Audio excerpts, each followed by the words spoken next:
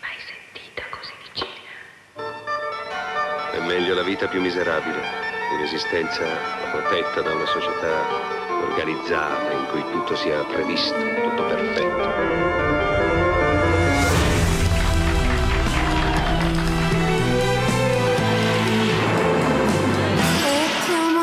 Di più, e t'ho amato di più,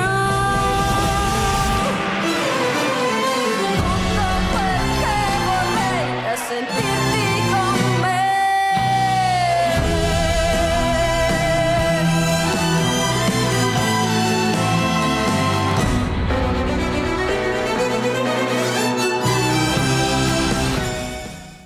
Et bonsoir et bienvenue à tous pour l'émission de grand écran, l'émission cinéma de RCN 90.7. Et comme vous avez pu l'entendre au tout début de l'émission, c'est un petit morceau issu de la bande-annonce du film La Dolce Vita, donc issu de sa ressortie par le British Film Institute, qui dit Dolce Vita dit forcément Fellini, dit forcément la Cinecittà. Et on va parler cette fois-ci d'un lieu culte du cinéma, non seulement européen mais également mondial. Ce décor absolument magnifique, c'est un lieu extrêmement culte et on va en revenir un peu plus sur son historique, sur son développement et aussi à travers l'histoire, comment la Cinecittà a pu survivre à travers les différentes affres du cinéma, on peut dire ça comme ça. Les différents naufrages de l'Italie. Exactement. Et pas que. Et tous les chefs-d'œuvre qui parsèment sa route. Exactement, parce qu'on va voir qu'aussi la Cinecittà, c'est un lieu rempli d'histoire. Et avec moi, j'ai donc Antoine qui va être notre gageur de notre cinéma. Mais non, mais on me parle de cinéma italien, qu'est-ce que tu veux que je te dise J'avais rendez-vous avec le ministre, mais s'il fallait parler de la Cinecittà, j'ai tout annulé. Épidémiologiste à présent aussi, c'est vrai qu'on le surnomme la 8e merveille du monde, mais on n'oublie pas que c'est aussi le sosie de Didier Raoult. Pardon. Tu la couperas au montage, celle-là. Oui, bien sûr. Alors, donc on va parler de la Cinecittà. Et il faut également le signaler, c'est que la Cinecittà, c'est un point culminant du cinéma européen. Dans les différents lieux de tournage en Europe, on a notamment Pinewood, on a aussi en République tchèque, on a également maintenant aussi à Paris les studios de Luc Besson. Bah, disons qu'on a toujours eu les studios de Boulogne-Billancourt à Paris, mais le Cinecittà a frappé un coup tellement grand dans le cinéma que c'est la seule, c'est vraiment la seule aventure qui pourrait de près ou de loin à peu près s'aventurer sur les terres d'un Hollywood européen. Exactement. C'est unique, c'est sans totalement équivalent. Ça. La Cinecittà, d'abord, c'est situé à seulement 9 km du centre de Rome. Donc en plus, c'est un avantage géographique immense. Et c'est en fait une surface incroyablement dense. À la base, c'est 600 000 mètres carrés. Donc vous imaginez à peu près la superficie que ça peut donner. En fait, ça fait 1 kilomètre sur 1 kilomètre. En ouais, gros, exactement. C'est relativement... Oui, c'est très dense. C'est Hollywood. Parce qu'Hollywood, t'avais... en gros, chacun avait son studio. La Warner a son studio, Disney a son studio, la Paramount a son studio. Ça a toujours été le cas. Dans les années 30, quand ils ont décidé de faire Cinecittà pour concurrencer, ouais, on y reviendra, mais ils ont décidé de faire un studio unique, et plutôt que c'est totalement studio ça. Parce qu'en fait, ça a été notamment créé par l'État à l'époque. Mais juste avant, je voulais juste revenir quand même. D'ailleurs, tu parlais d'Hollywood. La Cinecittà est surnommée très rapidement le Hollywood du Tibre. Alors, ses origines, donc, c'est à partir des années 30, dans l'esprit de Luigi Freddi, donc le chef de la direction générale du cinéma italien du gouvernement fasciste de l'époque, donc de Benito Mussolini. D'ailleurs, ce fut d'ailleurs Mussolini qui posa la première pierre le 26 janvier 1936, et seulement 15 mois après, donc la Cinecittà est inaugurée. Dans sa conception, finalement, c'est un complexe autosuffisant, la Cinecittà, donc c'est-à-dire qu'on va retrouver les studios, les hôtels, les restaurants, tout est autogéré en fait. C'est une industrie à part entière qui va être forcément développée pour une chose, c'est un but très précis. Pourquoi la Cinecittà à la base elle a été créée sous l'époque de Mussolini, c'est bien évidemment d'une concurrencer Hollywood, mais c'est surtout donc créer et développer un cinéma de propagande. Absolument, mais Cinecittà, c'est un projet qui est parfaitement fasciste. Ouais. On est là pour concurrencer le monde entier, pour prouver que la culture italienne, que le fascisme, qui est d'abord une spécificité italienne au début du XXe siècle, est là pour se révéler comme étant le modèle absolu du monde. Et c'est pour ça qu'on s'est dit, pourquoi ne le ferait-on pas pour le cinéma ? Du coup, ils ont décidé effectivement de regrouper toutes les industries cinématographiques en un endroit, de le faire diriger aussi pour bien le contrôler. Ah bah c'est totalement autocentré. C'est autocentré, c'est pour le contrôler, c'est pour y tourner le plus de films possible, pour concurrencer l'industrie française et allemande de l'époque, et pour pouvoir envahir, noyer, inonder le marché européen de films italiens. Le problème, c'est que c'est venu au moment de quasiment... Enfin, les studios ont ouvert à la veille de la Seconde Guerre mondiale, ils n'ont pas eu le temps d'avoir l'effet escompté, en tout cas au début, même si... Ils ont fait à peu près 300 films en l'espace de 4 ans, je crois. Ouais, je dirais même que le film a même malgré la guerre. Beaucoup plus que 300 films. Il y a à peu près donc un film, on va dire, de propagande fasciste sur 7, parce qu'il faut quand même le signaler, c'est que le cinéma italien va continuer aussi à tourner également à la Cinecittà, de manière... un peu plus libre de questions politiques. C'est ce qu'on appelait forcément à l'époque les films de téléphone blanc. C'était le téléphone blanc, oui. Il y en avait partout ailleurs, hein. C'était une façon en fait d'oublier la guerre. Oui, en fait, on appelait ça téléphone blanc parce que tous les téléphones étaient blancs, tout simplement. Pourquoi ? Parce que ça rappelle la richesse. C'était dans des endroits, dans des décors qui montraient des maisons riches de bourgeois. Et du coup, il fallait faire rêver les gens à la Hollywood. Et c'est pour ça qu'on les a appelés les téléphones blancs, mais disons que ça n'a pas... Les téléphones blancs, c'est ce que l'on appelait, en fait, parce que ça relançait également... Vous voyez, les scènes, en fait, avec les téléphones, ça relançait les intrigues entre personnages. C'était souvent une manière aussi de coller un peu cette intrigue-là. Et surtout, c'est vrai que ça relançait à côté, donc il y avait... le cinéma fasciste, qui avait forcément des caractéristiques très présentes. Alors, il y a eu énormément de films en Italie, grâce aussi en corrélation avec la loi Alfieri, donc issue du même ministre. C'était un boost énorme de la production. C'est-à-dire que les productions en fait, cinématographiques italiennes étaient extrêmement avantagées en termes de budget. Et aussi parce que les productions italiennes étaient franchement agonisantes à l'époque, parce que à partir de 1900-1910, le cinéma italien était un des premiers d'Europe. Quand on parle, par exemple, les Massiste, qui étaient des aventures dans la romantique, coûtaient très peu cher. Sur 1910-1915, coûtaient très peu cher. C'était parmi les productions les plus chères au monde. Même s'il coûtait très peu cher, ils mettaient beaucoup de budget quand même. Du coup, ça permettait de faire les premiers péplums, en fait. Et à cette époque, l'Italie engageait beaucoup aussi de techniciens français qui venaient à l'époque, notamment des Lumières et compagnie, qui partaient en Italie direct après. Exactement. Malheureusement, après la Première Guerre mondiale, ça a périclité. Et il a fallu que Benito Mussolini se dise non, le programme fasciste, le modèle fasciste doit rayonner.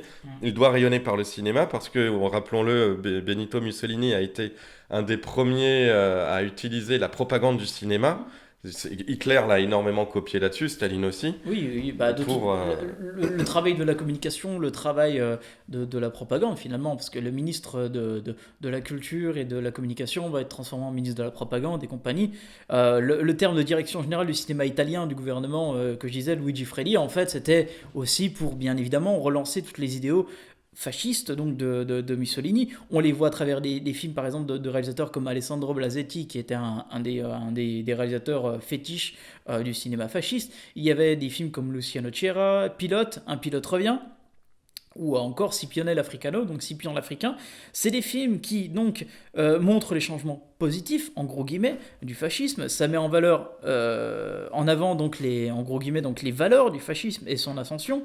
Ça montre la grandeur forcément du pays, de l'Italie. Ça raconte des faits historiques inhérents à l'histoire de l'Italie, notamment forcément le Risorgimento, donc l'unification des régions italiennes dans la seconde moitié du 19e siècle.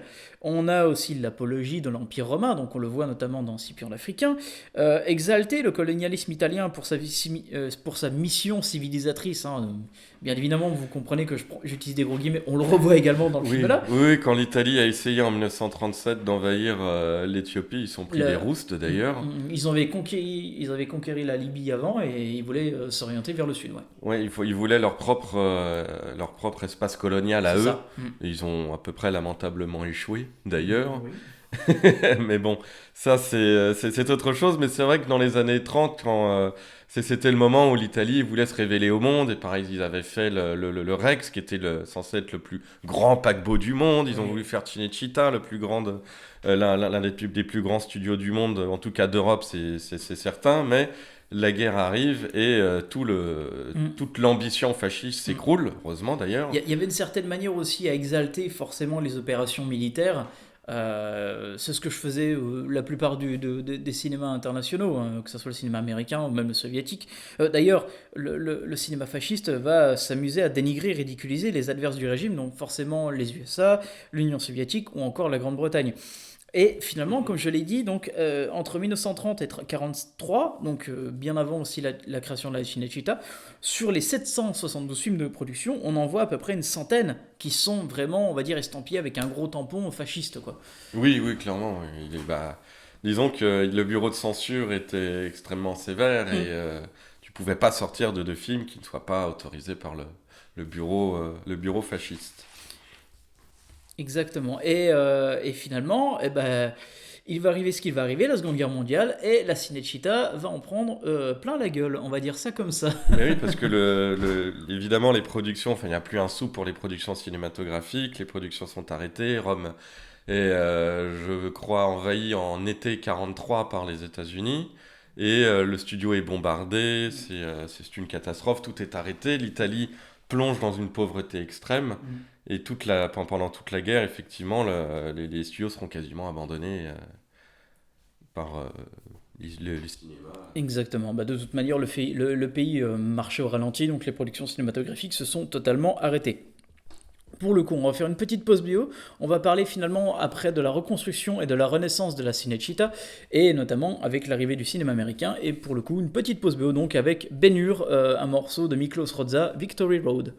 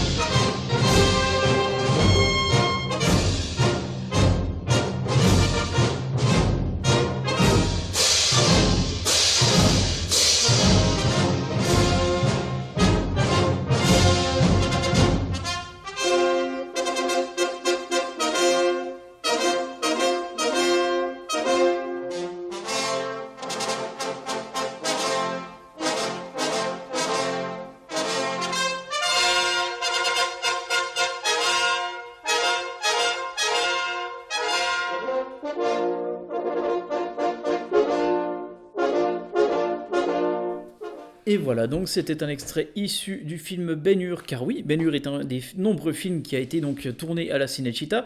Alors on va revenir donc juste sur ce qu'on disait avant, donc chute de Mussolini, et on remarque quand même si le cinéma italien est au ralenti, on remarque quand même une production un peu plus éclectique,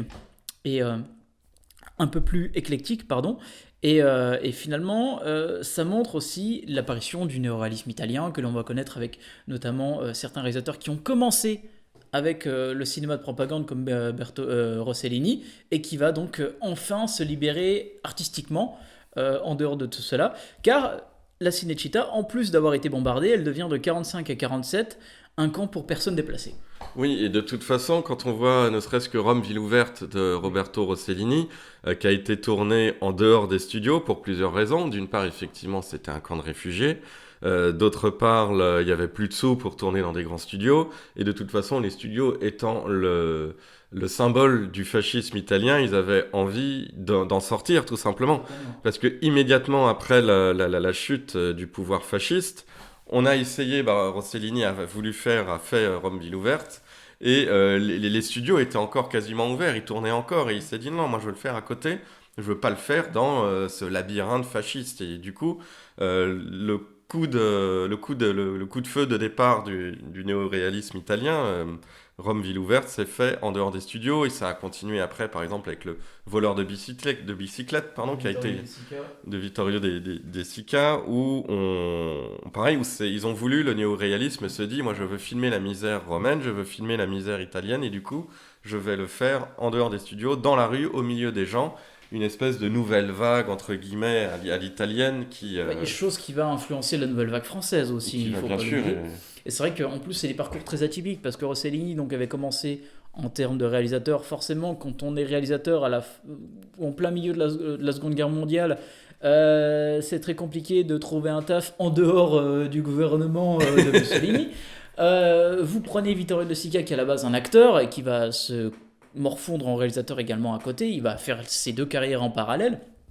Il a réussi finalement avec le néoréalisme italien à véritablement développer sa renommée en tant que réalisateur et pas seulement en tant qu'acteur. Donc c'est quelque chose qui finalement va montrer que la Cinecittà, sans elle, le cinéma italien continue quand même de se développer, mais elle va être revitalisée finalement par un autre cinéma, le cinéma américain, car bien évidemment les gros vainqueurs de la Seconde Guerre mondiale vont arriver tout triomphants et vont se dire on peut, notamment les studios américains donc, peuvent revitaliser finalement ces studios en développant la plupart de films comme historiques, comme les Peplum et compagnie, parce que les décors s'y prêtaient, il y avait de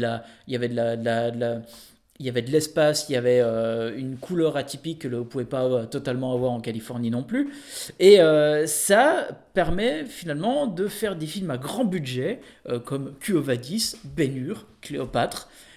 Pourquoi ? C'est simple, le pays est un peu en ruine, les coûts de tournage et production sont totalement moindres par rapport à Hollywood. Ah oui. Et finalement, c'est ce qui va provoquer l'âge d'or de la Cinecittà, quasiment au même moment que le déclin du néoréalisme italien en fait. Disons que pendant les années 40, l'Italie était en ruine. Les Américains littéralement achètent l'Italie avec le plan Marshall. On va pas passer par quatre chemins, ils ont acheté l'Italie. Il coûte combien ton pays ? Tiens, voilà les dollars. Et le gouvernement italien a dit, de toute façon, on n'a pas trop le choix, vous donnerez des sous pour nous reconstruire ? Oui, un petit peu, vous inquiétez pas. Et c'est vrai que pendant toutes les années 40, et on le voit très bien à travers son cinéma, on parlait de Rome ville ouverte tout à l'heure, on parlait du voleur de bicyclette, on peut aussi parler de Riamer, oui. On peut parler de Miracle à Milan, etc. Il y a eu pas mal de films qui montraient la misère absolue dans laquelle était le peuple italien à cette époque, et il a fallu effectivement tout le plan Marshall pour reconstruire le pays, mais ça a eu du mal pendant toutes les années 40 jusqu'à la fin des années, jusqu'au début des années 50. L'Italie était vraiment en ruine, et par rapport à côté de la France ou de l'Allemagne qui s'était remis assez rapidement en marche, où les studios français marchaient plutôt bien à la fin des années 40, même parce que aussi les Français ont tenu à faire une loi pour protéger la production cinématographique française, et loi qui est toujours en vigueur, pour imposer un quota de films français au cinéma, ce que ne faisaient pas les Italiens. Qui, eux, entre guillemets, subissaient... En plus de forcément la restitution d'une partie des recettes envers le CNC, ce qui va développer finalement la production française. Ce qui protégera la production française. Chose que n'a pas fait le cinéma italien. Mais le cinéma italien, l'Italie était dans l'incapacité légale et physique, en fait, d'imposer quoi que ce soit. Il faut quand même rappeler que c'est un pays vaincu. Que même si le fascisme a été retourné en 1943 et que officiellement le gouvernement des 1943 est devenu du côté des Alliés, un peu comme pendant la Première Guerre mondiale où il tournait selon le sens du vent. Oui, bref, c'est un autre débat. Une certaine réponse comme oui, peut-être, non, je ne sais pas. En gros, sauvez-nous. Mais effectivement, à partir des débuts des années 50, Cinecittà, le peuple italien commence à se relever un petit peu, l'Italie se relève, les gens deviennent légèrement plus riches, vont au cinéma, peuvent soutenir une production locale, mais restent quand même assez pauvres, et les prix à côté les prix à côté des films faits aux États-Unis étaient dérisoires. Et quand ils sont venus faire Quo Vadis, les Américains se sont rendus compte qu'ils pouvaient faire la même chose qu'à Hollywood Beaucoup moins cher. pour des clopinettes. Ouais. Et en fait, c'est le réalisateur de Quo Vadis, qui est Mervyn Leroy, qui a tenu en fait à faire Quo Vadis en Italie pour la couleur italienne, pour se dire Quo Vadis, je vais le faire sur les terres même où l'histoire se passe, en Italie. Et les producteurs américains se sont rendus compte que c'était parfait, quoi. S'il y a un vrai studio avec tous les avantages. Et c'est ça, en fait. C'est surtout tous les avantages qu'on a cités auparavant. Donc, c'est-à-dire, c'est très proche de Rome, donc très proche d'un aéroport. C'est très proche de tout ce qui est hôtel-restauration, parce que tout se trouve dans les lieux même de la Cinecittà. Donc, tous les décors, en fait, ont permis facilement de péricliter au fur et à mesure. Et c'est là que, grâce au succès de Quo Vadis, on va voir notamment un réalisateur comme William Wyler faire son Ben-Hur et faire notamment encore un autre film, Vacances romaines, qui va être tourné en partie à la Cinecittà. Et qui aura l'Oscar du meilleur film, qui aura un succès gigantesque. En fait, les gens, pendant les années 50, les producteurs hollywoodiens se sont rendus compte que l'Italie était à la mode et qu'ils allaient y tourner le plus de films possible. La Cinecittà était très attractive. Déjà, d'une certaine manière, c'est qu'on se rend compte qu'on peut très facilement faire des grands décors, des grands films, des grandes histoires en fait d'époque ou autres. Notamment, il y a des lieux absolument immenses. Le Théâtre 5, donc ils appellent ça le théâtre, c'est le studio. Le Théâtre 5, c'est le plus grand de la Cinecittà. Et ça montre en fait à quel point il est absolument immense et dantesque. C'est un stade, le truc. Voilà, c'est clairement un stade. C'est quasiment et ça taille d'un permet stade. finalement de développer ce qu'on va voir, cet âge d'or de la Cinecittà. Donc, c'est-à-dire de plus en plus de productions américaines vont être investies en Italie et va permettre aussi des films comme les Peplum, donc de Ben-Hur, Cléopâtre et compagnie à se lancer, quoi. Et surtout les Peplum, parce qu'au final, même s'ils avaient besoin de tourner des scènes en extérieur, le paysage italien s'y prête parfaitement, puisqu'il est entre guillemets authentique, même si évidemment en 2000 ans il a énormément changé. Mais bon, pour les réalisateurs et producteurs américains, ça fait pas de différence. Tout ça, c'est italien, c'est authentique, c'est parfait. Le public bouffera. Et c'est exactement ce qui s'est passé. Et effectivement, on a eu une ribambelle de réalisateurs américains, comme on a dit Mervyn Leroy, on peut dire aussi Mankiewicz, dont on parlera juste après pour Cléopâtre. Et en fait, ils se sont tous dit que c'était de bon ton, parce que c'était la mode. Enfin, les mecs, ils sont juste à côté de Rome, qui est une des plus grandes capitales mondiales, qui a une ville de classe mondiale, qui est gigantesque, qui a une espèce de puits de culture. Il y a une attraction, une culture même de Rome. Et c'est pour ça que on le voit très bien dans la Dolce Vita, où on rencontre des poètes américains, des Français qui viennent s'y installer, des Anglais, Et tout ça a attiré beaucoup une espèce d'intelligentsia américaine cultivée qui s'est dit, oui, allons voir ce qui se passe à Rome, c'est pas cher, on y fait des films. Et en fait, c'est une espèce d'auto-attraction. Puisqu'on y fait des bons films et que c'est un lieu de culture, alors on va y amener encore plus de films, encore plus de culture, qui fait du coup un cercle vertueux pour créer une espèce de matrice culturelle cinématographique italienne. Mais après, ça a été surtout... je voulais revenir sur le tournage de Cléopâtre, qui a cristallisé un petit peu toute cette hype autour des studios de Cinecittà, parce que d'une part, Mankiewicz avait déjà tourné plusieurs films sur place. Je crois que même La Comtesse aux pieds nus, qui censée se passer en Espagne, a été tournée sur place. Non, je dis des bêtises, il se passe bien en Italie.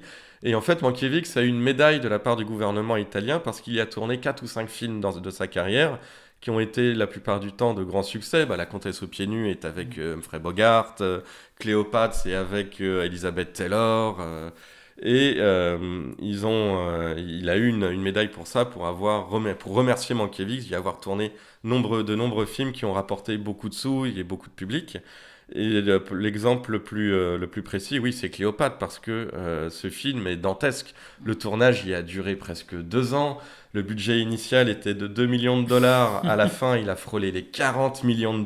Ce qui à l'époque est immense. Si on doit le réconcilier qu'aujourd'hui, je pense que c'est quasiment Marvel en termes de budget. Ah mais aujourd'hui, ça coûterait 500 ou 600 millions. Enfin, c'est quasiment, c'est plus que le budget d'Avengers Endgame et l'autre là. Et réunis, ouais, enfin les deux réunis. Les deux gros Avengers réunis. Et en final, ils ont quand même réussi à multiplier le budget par 20. Si on prend aujourd'hui un film qui coûte 100 ou 150 millions, c'est comme si il coûterait 3 milliards. Quoi. C'est gigantesque. Et c'était difficile à rentabiliser. Et d'ailleurs, pendant le tournage, ils ont créé tellement de décors qu'ils ont créé une pénurie de béton en Italie. Le prix du béton a explosé en 1961, début 62, et il y avait des pénuries de béton en Italie à cause de ce film. C'est quand même... c'est gigantesque. Mais c'est les plus grandes fresques de l'histoire d'Hollywood, hein, que ce soit Cléopâtre et encore même Ben-Hur. Je crois que Ben-Hur a encore le record du nombre d'Oscars obtenus en une année. Il y en a 11, hein, je crois. Ouais, 11 avec Titanic et peut-être le Retour du Roi, le Seigneur des Anneaux, qu'on a eu 9 ou 10 aussi. J'ai oublié le Seigneur des Anneaux. Mais oui. Nous ne parlons pas de la qualité des films, bien entendu, nous parlons du gigantisme de leur production. Exactement. Et tout ça, en fait, quand même, été rendu possible en Italie parce que le studio, comme on le disait tout à l'heure, est autosuffisant et du coup, tu peux tout faire là-bas. Tu peux faire tous les décors que tu veux, évidemment, surtout des péplums. Mais c'est extrêmement facile, tous les ouvriers sont là, tu peux créer un décor une semaine sur l'autre en disant en fait j'ai encore besoin du Colisée, bâtis-moi une partie du Colisée, et il dit d'accord chef, on va le faire. Et c'est possible, tout le monde se réunit dans un bureau, il y a l'ingénieur, les techniciens, les producteurs, en fait on peut très facilement parler et créer ces décors. Et c'est aussi la deuxième personne dont on voulait parler, c'est cette émission, Federico Fellini, voilà. qui a compris l'intérêt de l'utilisation des décors pour mettre en place ces fantasmes cinématographiques. C'est là où on reconnaît en fait, je ne veux pas dénigrer les réalisateurs qui tournent uniquement à l'extérieur, mais en fait Fellini c'est très bien, on le voit notamment avec 8,5 et la Dolce Vita. D'ailleurs, on pourrait l'appeler comme ça, l'âge d'or de la Cinecittà, c'est finalement l'ère de la Dolce Vita, quoi. C'est tout ce que représente la Dolce Vita à travers le film Fellini. Et les années 60. C'est la grandeur de la Cinecittà, c'est la grandeur de l'Italie d'époque, des années 60. Et y a quelque chose quand même à retenir, c'est vrai que aucun cinéaste n'a autant tourné à la Cinecittà que Fellini. Fellini savait très bien, on le voit donc avec 8,5 et la Dolce Vita, cette propension à travailler l'espace filmique. Et l'espace filmique, pour pouvoir bien le contrôler, bien le développer, c'est forcément plus simple de le faire en studio. Il faut avoir de l'argent, il faut avoir un budget, et il sait très bien le faire quand même. À part peut-être la scène de la fontaine, parce que la scène de la fontaine dans le Dolce Vita, forcement, il n'a pas pu refaire la même fontaine. Là, c'était compliqué à faire. C'était compliqué à faire, surtout parce que... Ils l'ont tourné en extérieur, celle-ci. C'est refaire la fontaine de Neptune, voilà. c'est difficile. Surtout vu les quantités d'eau nécessaires. Il y a des décors immenses dans 8,5 par exemple. Je repense à notamment tous les décors d'appartement du personnage principal, de Marcello Mastroianni. Ils ont quand même reconstitué des bains thermales. Oui, c'est ça. Des bains thermaux. Et ça a été tourné à la Cinecittà. Et d'ailleurs, je suis en train de compter, et il aurait fait à peu près 13 films à la Cinecittà durant toute sa carrière, notamment... la quasi-totalité de ceux-là dans les années 50, 60, un petit peu 70. 70 aussi. 70, mais je pense aussi à La Cité des Femmes, par exemple, qu'il a tourné en 80, en 79 du coup, le film est sorti en 80, où il recrée, comme le titre l'indique, il recrée une cité à l'intérieur de la Cinecittà. Il a aussi c'est là où Fellini est assez malin, c'est cette mise en abîme de dire je tourne une ville dans cette ville qui est Cinecittà. C'est ça qu'il aimait. En fait, il aimait beaucoup la Cinecittà parce que il pouvait finalement faire tout ce qu'il voulait. Comme tu l'as dit, c'est la reconstitution finalement de ses fantasmes. Irène Brignardi, critique et présidente de la Film Italia, a donc dit à propos de Fellini, le fameux Studio 5 était le préféré de Fellini. C'est un immense théâtre, le plus grand d'Europe, et il pouvait vraiment faire ce qu'il voulait là-bas, quoi. Il avait pas carte blanche, mais il savait très bien qu'en fait, il avait une équipe composée autour de lui-même. Il pouvait faire ce qu'il voulait et il savait très bien faire confiance aussi envers tous ses techniciens, ses constructions. Il a jamais vraiment eu d'énormes souci majeur de tournage en fait. Fellini quand on en pense à fait Fellini. avait une méthode de tournage, c'était ne me payez pas ou peu, Oui, voilà. et comme ça vous mettez mon salaire, vous le mettez dans les films. Comme ça j'ai plus de facilité à tourner ce que je veux.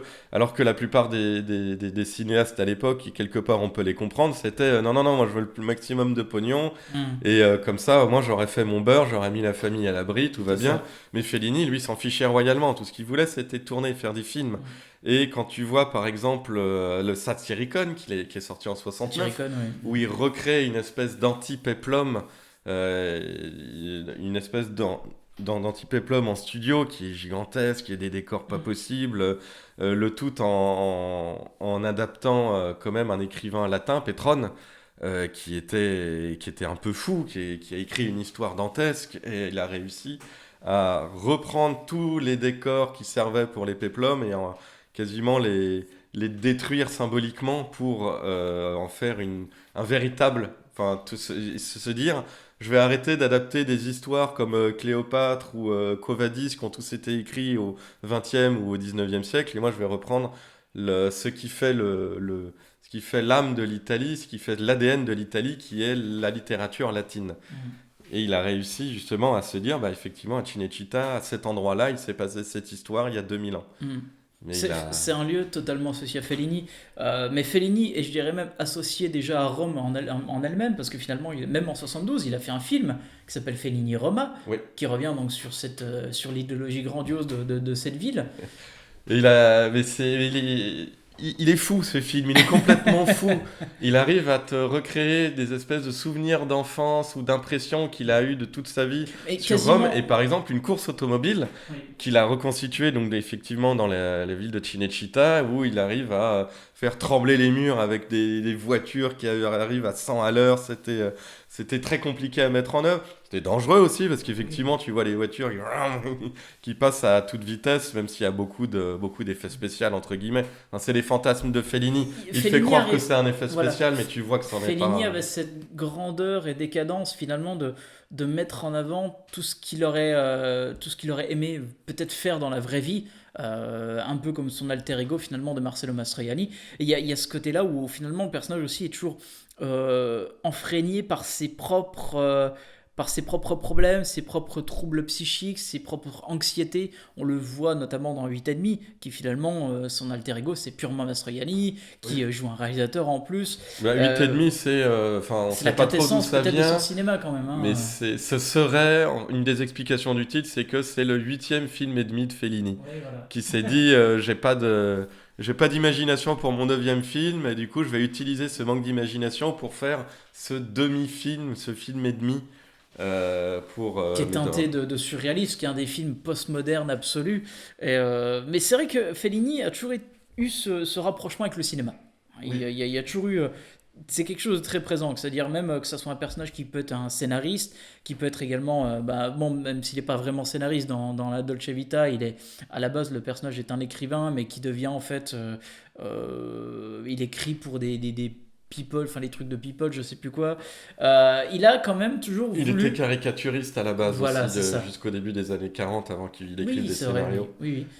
Mais Fellini, en fait, va jusqu'à, finalement, en lui-même, faire carrément un film qui revient sur l'historique et la nostalgie de la Cinecittà dans un film en 87, Intervista. C'est son avant-dernier film, d'ailleurs.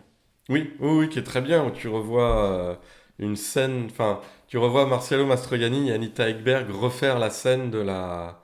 La scène sur Neptune, enfin, sur non, c'est pas celle-là. Si, dans la fontaine de voilà, Neptune. la En fait, fontaine de dans Neptune. Intervista, Fellini filme Marcello Mastroianni et Anita Ekberg jouer leur propre rôle. Et du coup, ils se retrouvent de 20 ans ou 25 ans après la Dolce Vita. Et ils projettent le film dans l'appartement avec de nombreux invités. Et eux, ils se glissent derrière le rideau sur lequel est projeté le film. Et pendant que la scène de la fontaine Neptune est projetée, eux, ils se regardent tendrement dans les yeux derrière ce rideau. C'est une scène magnifique, et continuellement, tu as tous ces décors de Cinecittà de partout. C'est beau. Quoique pour Intervista, il a signé, enfin il a beaucoup tourné en extérieur aussi. Oui, il a signé, il a tourné en extérieur. Après, on va revenir aussi que c'est vrai que ce film a été tourné en 87. C'était déjà fini quelque part, Cinecittà en 87. Voilà, c'est ce que j'allais venir un peu plus tard, c'est que forcément, on va voir que de symbole absolu du 7e art, la Cinecittà va plus ou moins être abandonnée jusqu'à avoir un espèce de parc d'attraction à son propre nom. Et pour le coup, on va faire une petite pause BO auparavant, on va faire juste un morceau issu du film 8,5, un morceau de Nino Rota.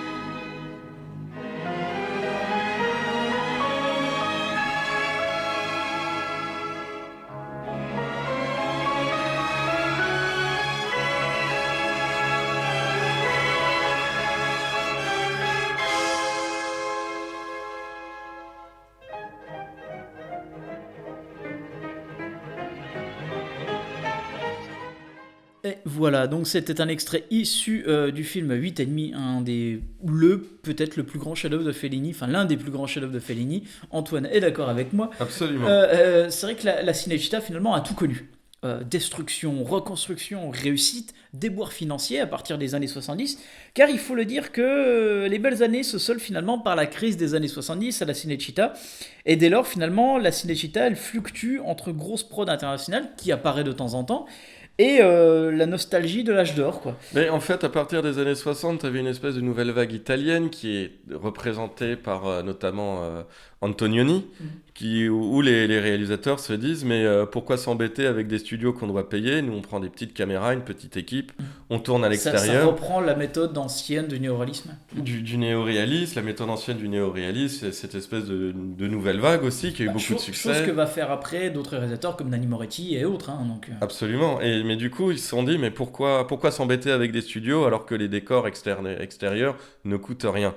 Et surtout qu'il faut revenir là-dessus, c'est que la plupart des grosses productions, notamment américaines, retournent dans les studios américains. Il y a une certaine refaçonnation de les méthodes de tournage américaines. Les péplums ne rapportent plus. Les péplums ne rapportent plus, donc on va plus tourner dans des studios pour d'autres histoires. C'est forcément l'arrivée de Star Wars, c'est l'arrivée des films de Spielberg.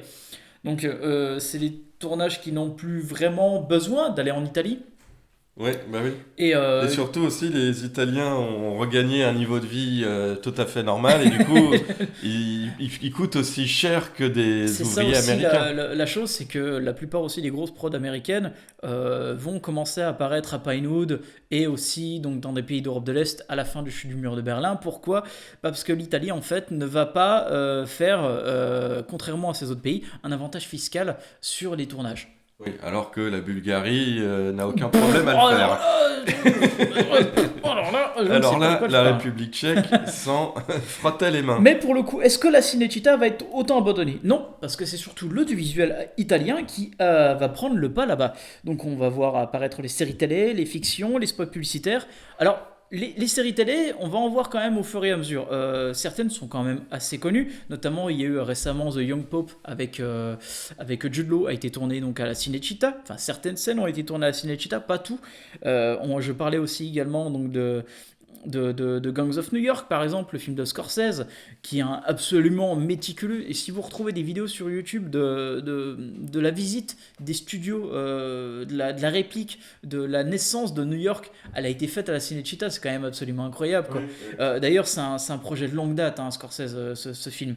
À la base, il devait le faire facilement dans les années 90. D'ailleurs, c'est Fellini qui a plus ou moins a été le premier à lui dire tu devrais le tourner à la Cinecittà, il y a suffisamment la place, l'espace pour faire ce que tu veux, et notamment ton fantasme de revoir la vision du New York à l'arrivée de la seconde vague de l'immigration en fait. Et une certaine liberté artistique aussi que ne lui proposaient pas forcément les studios américains. Alors, il y avait Miramax derrière, hein, donc, Miramax... on n'ira peut-être pas jusque-là, monsieur. Non, mais bien sûr, en plus, ce qui est drôle, c'est que Gang of New York, Scorsese allait le tourner sur place, alors que George Lucas lui disait, mais t'embêtes pas avec des studios, tu mets un fond vert, et aujourd'hui, avec les effets spéciaux, t'as qu'à rajouter, regarde, moi, cette année, j'ai sorti Star Wars 2. J'ai sorti l'Attaque des clones, franchement, tu le vois très bien que c'est possible. et avec le temps, quand on revoit les deux, je peux vous dire que l'Attaque des clones a déjà pris un sacré coup sur la gueule. Et tu vois, et oui, après on va juste en faire une toute petite parenthèse, mais quand tu vois la différence d'effets spéciaux, ne serait-ce qu'entre l'Attaque des clones et la Revanche des Sith 3 ans plus tard, la différence est gigantesque. Et là, tu te dis que, et quand tu le compares encore à côté avec Gangs of New York, tu te rends compte que oui, Gangs of New York ne peut pas vieillir parce que les décors sont réels. Alors que la Revanche des Sith ou l'Attaque des clones, je suis désolé, mais ça a énormément vieilli. Il faut réactualiser, mettre à jour les effets spéciaux constamment si tu veux qu'ils soient à la hauteur de l'œil. Et tu peux pas. Enfin, c'est là où Cinecittà gardera toujours ce côté mythique. C'est que les décors sont là. Quand tu regardes Cléopâtre, l'arc de triomphe est sous nos yeux, le port d'Alexandrie est sous nos yeux et il ne changera pas, il ne vieillira pas. C'est ça en plus l'incroyable histoire avec la Cinecittà, c'est que certains décors furent conservés, en partie tout du moins. Certains décors de Ben-Hur, certains décors de Gangs of New York ont été conservés, notamment les petits quartiers pauvres des Irlandais, parce que le studio en fait a racheté ces décors pour deux choses.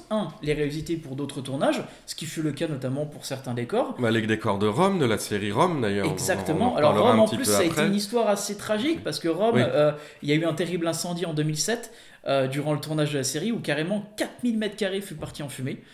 Ça a provoqué forcément d'énormes déboires financiers pour la Cinecittà en elle-même. Mais et d'ailleurs, à ce qu'il paraît, sont des habitants qui ont vu l'incendie et qui ont appelé les pompiers, et c'était même pas le service de sécurité. Non, ils ont rien vu. Qui n'ont rien vu. Bravo les gars. Ouais. Et en fait, ça vient apparemment d'une petite erreur d'un court-circuit. Un court-circuit pendant le tournage de Rome, oui, mais. Aussi plusieurs séries ont été tournées sur place, mais maintenant ils ont compris que en gardant le décor de Rome, ce décor d'espèce du forum où tu vois une partie du temple dédié à Jupiter, une partie du Sénat. Chose qui avait été réutilisée même je crois chez Astier à un moment donné. Il a tourné quelques épisodes de sa série Camelot à la Cinecittà aussi. Absolument, il y a des plans aussi qui ont été utilisés là-bas. Il y a des passages qui se passent à Rome. Et du coup, il y a les décors de Rome, en fait, entre guillemets, ne bougeront plus. Oui. Si tu veux tourner quelque chose qui se passe à Rome, tu vas à Cinecittà, les décors sont déjà là, ils sont entretenus, donc ça coûte plus très cher au final. C'est juste de la location, ce n'est plus de la construction de décors. Et d'ailleurs, on peut même, nous-mêmes, en tant que simple public, aller à la Cinecittà. Il y a une visite guidée, ça s'appelle notamment Cinecittà si mostra. Il y a une exposition où l'on revit l'histoire de ces lieux. Alors on voit notamment des projections publiques de certaines scènes, des expositions de costumes, de décors, de reliques, issues forcément d'œuvres mythiques, tournées à la Cinecittà. C'est vraiment quelque chose qui permet finalement de garder un certain mémorial en fait de ce lieu en lui-même qui est ultra culte. D'ailleurs, la Cinecittà c'est un organisme qui possède également d'autres lieux. Il y a notamment certains cinémas en plein Rome. Il y a aussi les théâtres Benigni qui sont au nord de Rome. Ils ont un partenariat également avec d'autres studios au Maroc. Ça, c'est avec les relations avec Dino De Laurentiis qui avait pas mal bourlingué là-bas. Bah, c'est vrai que les producteurs italiens. Qui était producteur italien, Dino De Laurentiis. Hein. C'est un napolitain, mais qui bosse beaucoup en Italie, notamment à Rome. Oui, parce qu'ils sont, comme ils sont beaucoup enrichis grâce à l'âge d'or des studios, ils ont pu aller produire des films aux États-Unis, en France, à travers le monde et encore aujourd'hui. Dino De Laurentiis a par exemple produit Flash, où il a mis toute la thune en fait dans Queen, quoi. Il a rien mis d'autre ailleurs. Mais il a eu raison, je pense que ça a dû lui rapporter pas mal de sous. Je dénigre, mais il a fait énormément d'autres films. Hein. Et notamment, il a quand même aussi produit mais je crois pas mal que de c'est Lynch. lui qui a produit Dune, de Lynch. Ah oui, Oui, c'est lui. Oui, en fait, il a produit Dune de Lynch et en plus, il a promis à Lynch de lui produire Blue Velvet à côté. Donc, c'est ce qu'il a fait en plus. Oui, et Blue Velvet est un petit peu plus réussi que Dune. Mais je crois. Mais j'ai toujours une nostalgie pour Dune. C'est le premier film de science-fiction que j'ai vu dans ma vie. Il gardera toujours une petite saveur de. Par contre, il n'a pas été tourné à Cinecittà. Non, celui-là, non. Ils auraient presque pu. Il a été tourné au Maroc, d'ailleurs, je crois. Pour les Dunes, oui, de toute façon, tu vas au Maroc, c'est sûr. Il n'y a pas de. Il y a un avantage fiscal. Il y a un avantage fiscal. Mais aussi le George Lucas qui allait tourner au Maroc. Mais bon, on s'éloigne de Cinecittà. En Tunisie. Hein, Tunisie. Ah, oui, et Jordanie, je crois aussi, pour certaines scènes. Peut-être, mais c'est la Tunisie à la base pour l'épisode 4. Le tout premier, ouais, mais à la fin, à partir des années 90-2000, c'est plus trop le... Ouais, on s'en fout un peu, en fait. Mais c'est pas grave. Revenons à la Cinecittà, parce que comme on en parlait, certains décors peuvent même être visités. La Cinecittà a ouvert ses studios publics dès 2011 en fait, et il y a même eu un parc d'attractions qui s'appelle Cinecittà World qui a même vu le jour en 2014. Alors ça se trouve pas sur le même site, c'est un peu plus éloigné de Rome, c'est vraiment à la banlieue de Rome. Cependant on remarque que l'avenir de la Cinecittà reste assez compliqué incertain, il est quand même compliqué à entretenir, et actuellement on reparle de projets de construction des vrais studios. Notamment pour développer un peu plus à côté. Si tu comptes faire survivre la Cinecittà uniquement en louant les décors de Rome, c'est clair que tu peux...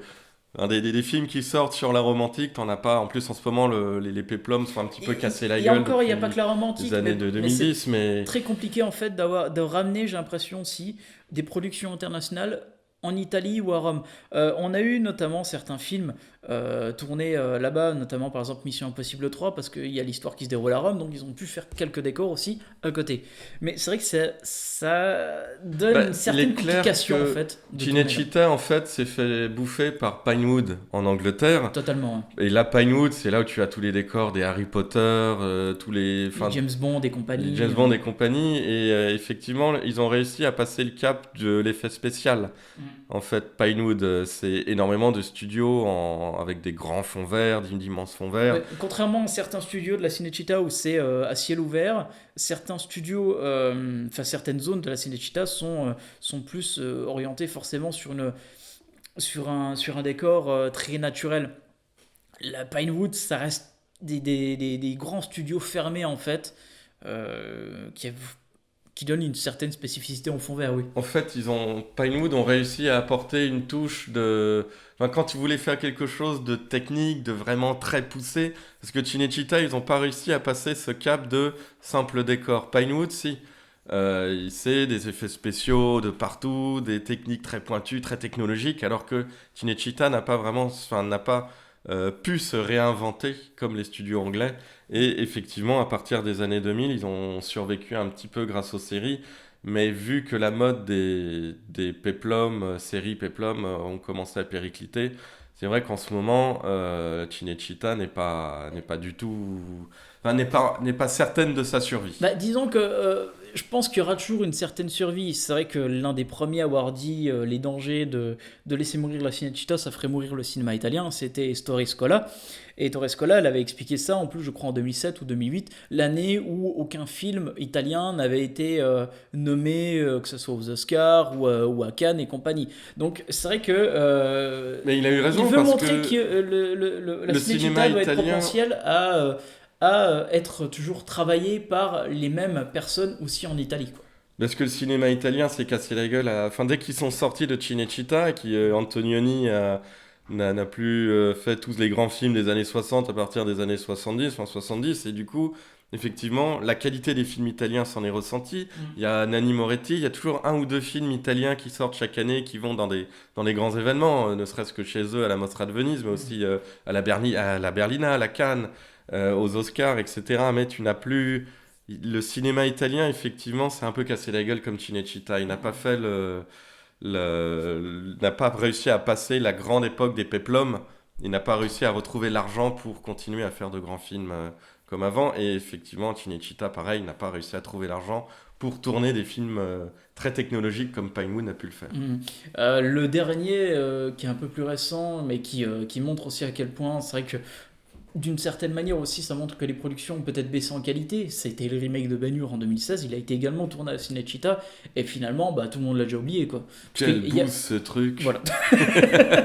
Non, mais il y a eu plein de films différents, d'une certaine manière, qu'on ne pensait même pas avoir été tournés à Cinecittà. Par exemple, Cliffhanger ou même Daylight, un autre film avec Stallone, ont été tournés dans certains studios de la Cinecittà. Il était une fois en Amérique. On a oublié de parler de Sergio Leone aussi, qui a été peut-être aussi l'un des grands maîtres de l'ère de la grandeur de la Cinecittà. Ils y ont tourné pas mal de western spaghetti. Exactement, avant qu'il repart en Espagne, où il y avait un côté un peu plus aride pour les décors en extérieur, ce qui était totalement forcément logique. Et ça montre aussi l'une des certaines peut-être problématiques, c'est-à-dire que forcément quand on n'a pas de péplum ou de grandes fresques historiques à faire actuellement, la Cinecittà n'est plus aussi reconnu à l'international, ce qui est dommageable. Et d'ailleurs, aujourd'hui, quand tu tournes à la Cinecittà, c'est ni plus ni moins que pour tourner à la Cinecittà. En fait, les studios se reposent sur leur propre mythologie pour se vendre. Mais au final, c'est pas pour un studio dont le but est d'être rentable. C'est vrai que c'est très, très difficile à soutenir. Pour terminer là-dessus, je vous conseille juste un truc. Quand les frontières se réouvriront, si vous avez l'occasion d'aller à Rome, faites un tour du côté de la Cinecittà. Il y a des lieux qui sont ouverts au public et on y retrouve un grand passage historique de ce grand cinéma. D'ailleurs, il y a pas mal de décors de Fellini qui sont également aussi montrés en visite. Mais c'est clairement l'un des, voire le lieu le plus mythique de l'Italie d'après-guerre. Exactement. Cinecittà, c'est rien que l'endroit le plus mythique d'Italie d'après-guerre. Voilà, t'as tout dit. Pour le coup, on termine avec un morceau issu de Gangs of New York, parce que je trouve que c'est absolument incroyable que ce film, qui pourtant parle de l'histoire des États-Unis, a été tourné en Italie, et ça marche comme quoi on peut faire quelque chose de grande fresque partout à l'international. Bon, après, peut-être pas pour pas cher, parce que ça coûte quand même très cher de faire des films de cette manière-là. Ça reste quand même des studios assez chers. Mais ça montre aussi qu'on peut toujours continuer à rêver, à tourner en Italie. Merci Antoine, et on revient donc la semaine prochaine pour les génériques au cinéma. Allez, ciao tout le monde. Ciao.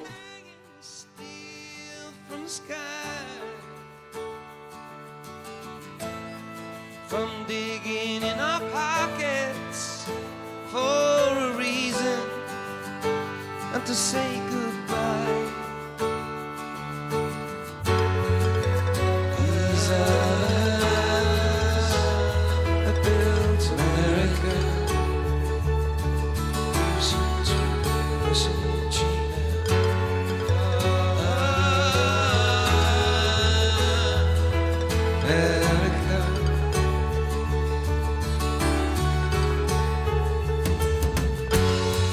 I saw your face